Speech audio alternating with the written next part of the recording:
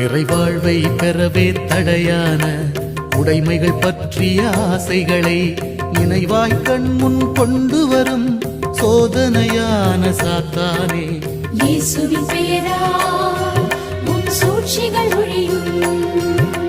அந்தோணியாரின் திரு ஜெபத்தால் மடியும். இயேசுவின் பெயரால் உன் சூழ்ச்சிகள் ஒழியும். பெரிய அந்தோணியாரின் திரு ஜெபத்தால் மடியும். காயனா சேசுநாயகா, காயனா மனதூயகா, காய தோணிலே சாயகா, காய சாரிகன